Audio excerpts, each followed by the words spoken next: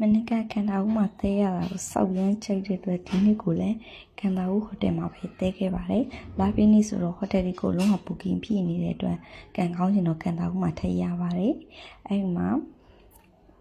ဟောချက်ခင်တိုင်းက2 နာရီထိုးမှဆိုတော့နည်းနည်းစောရောက်လာတာဖြစ်တဲ့အတွက်ခဏလေးထိုင်ဆောင်ခဲ့ရပါတယ်။ထိုင်ဆောင်နေရတဲ့အချိန်မှာဟိုတယ်ထဲမှာရှောက်ပတ်ကြည့်ရဲ့ပြီးတော့အခန်းရပြီဆိုတာနဲ့လာပြောတဲ့အတွက်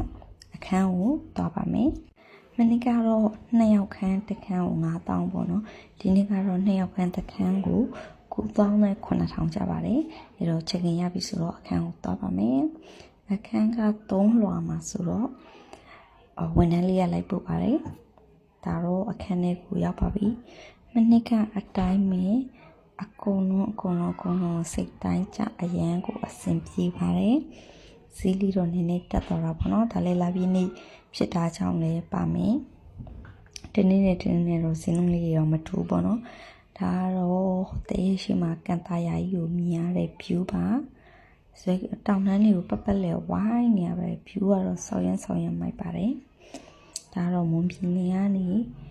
ကျဲတီးကနေတန်းဆင်းလာတော့ရုပ်ကတော့နည်းနည်းလေးကာနေရပေါ့နော်ဒါရေရှုခန်းထဲကိုရိုက်ပြတာပါတကူချိန်တာက24နာရီမီးရပါတယ်